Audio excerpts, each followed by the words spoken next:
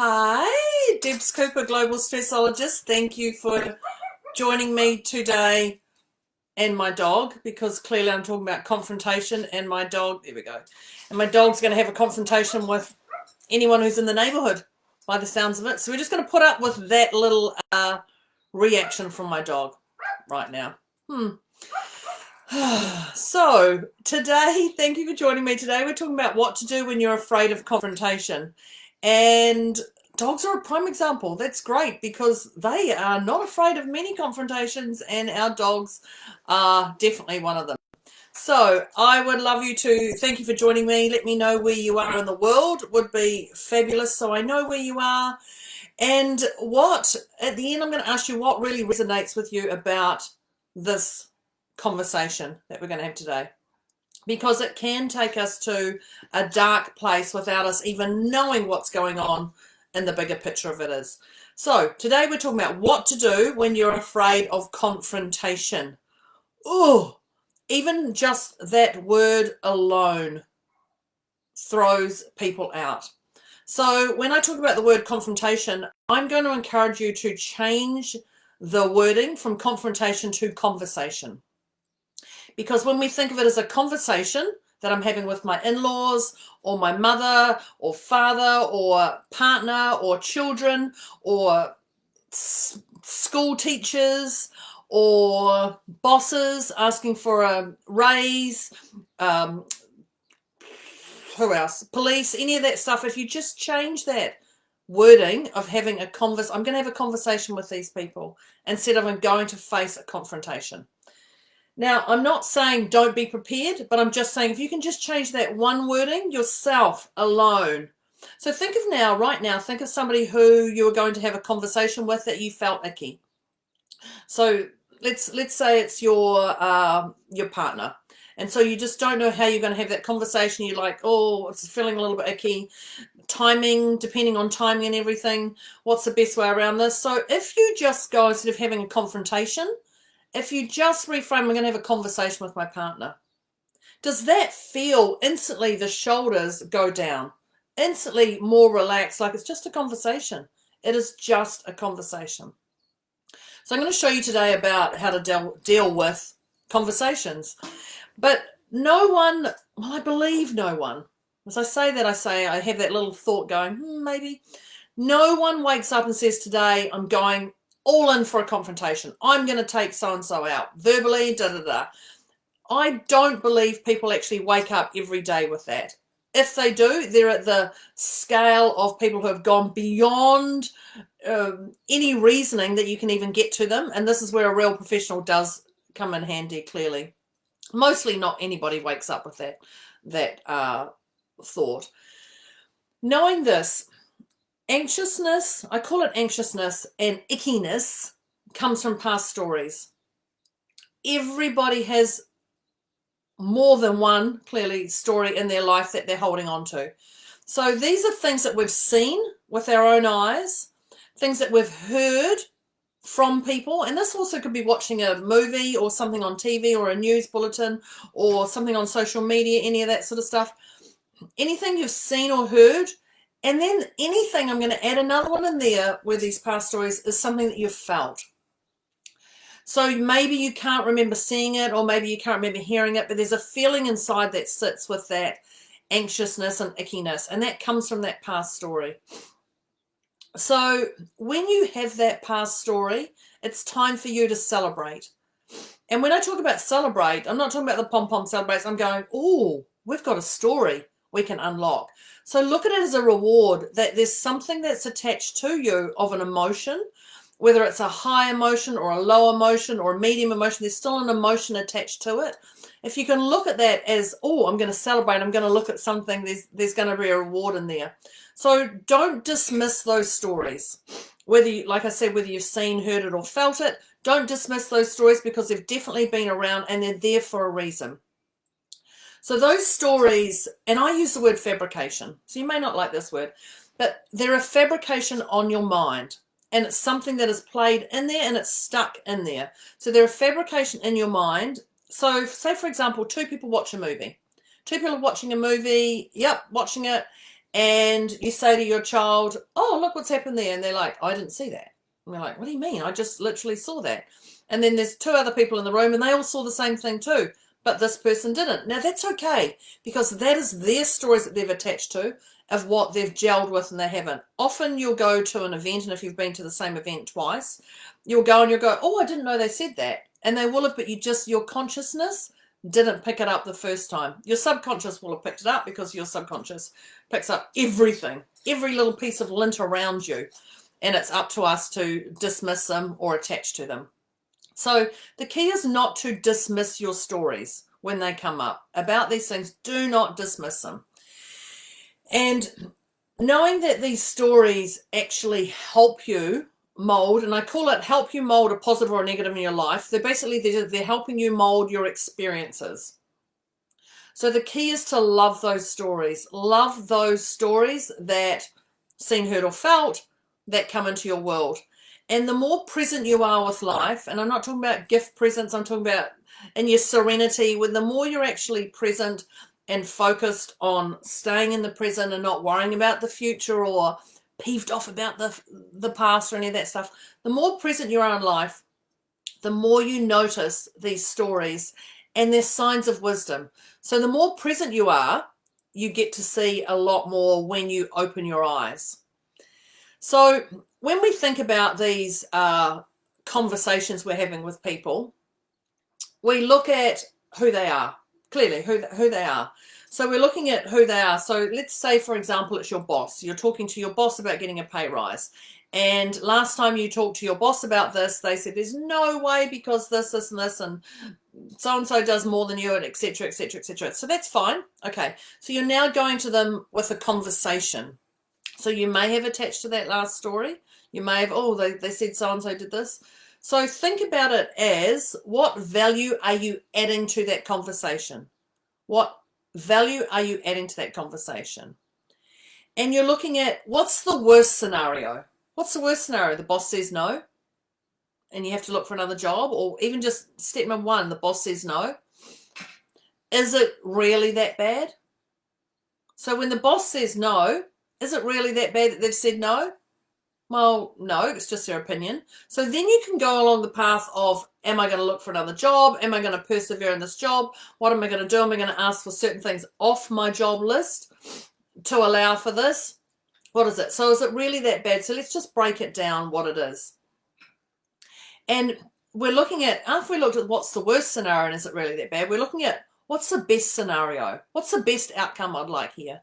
Because if you do not set your intention, if you do not set your intention to anything, whether it's making a phone call to somebody, talking to someone, any conversation to yourself or others, if you do not set your intention, the universe will do their intention for you. So what is your intention? What's the best scenario you've got?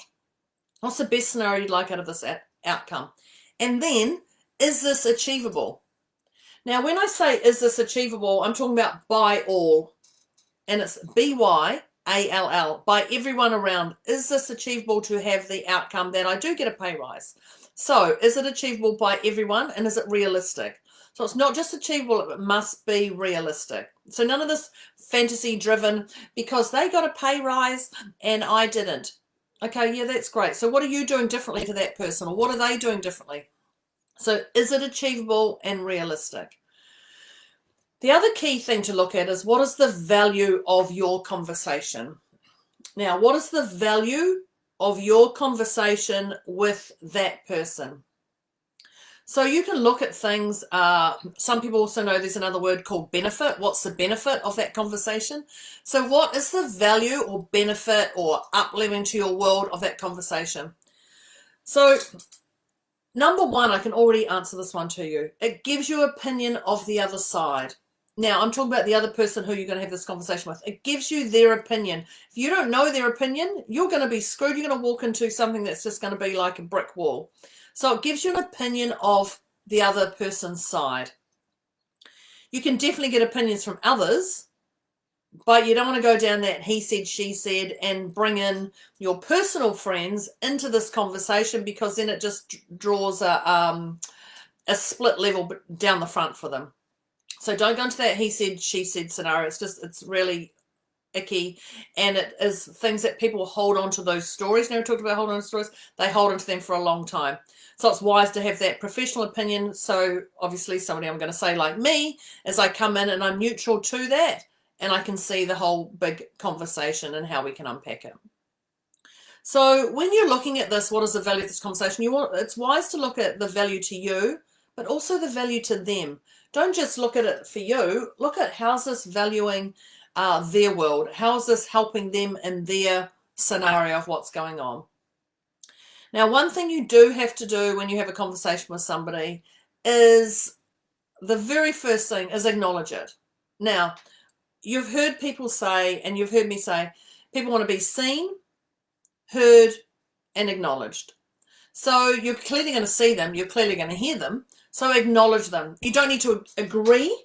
I'm going to say that very firmly. You do not need to agree with them, but you must acknowledge them because they've given their own energy and time to talk to you and use their breath to talk to you.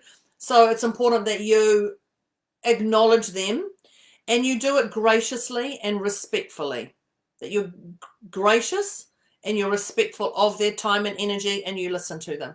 Now, like I say, you do not need to agree if they say this, and this. You don't have to agree to that, but you must acknowledge them for who they are and for what they've done right here, right now. And when I say acknowledge them, I'm not talking about you did this, you did this, you did this. It's like, oh, okay, thank you. I hadn't thought of it like that way. That just shuts the whole thing down. It doesn't mean you're going to acknowledge it. Agree with it. All you're doing is you're going to acknowledge it. It's a great way to look at it as that conversation is because it's a healthier way. It's healthier in your body and your scenarios around you. So the key here is with the value of this conversation is to get to gratitude, that I'm grateful that that person had that conversation with me.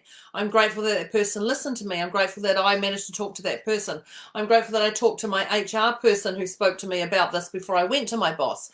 I'm grateful that I spoke to my other boss who said there's no money in the kitty, but there's money coming up in a month's time that they're trying to figure out where the money goes, etc., etc., etc. So that's the value of talking to people. So ensure that you have gratitude for that conversation before you go into it and after, because it does a big shift in your energy. Now, one of the things I'm also going to mention today, it's a whip into my drawer, is the 4 agreements. I don't know if they can see that there. And so this is from Don Miguel Ruiz. I don't know if I've pronounced that right, but we'll give that a go. And the 4 agreements are a beautiful way to start living by in your life. And they are, number 1 is be impeccable with your word. Be impeccable with your word. Number 2 is don't take anything personally. Number 3 is don't make assumptions. And number 4 is always do your best. Now, if you can live by these 4 agreements and you can stay above the line, you're going to have a more fulfilled life and those around you are going to be the same. So we're talking about be impeccable with your words.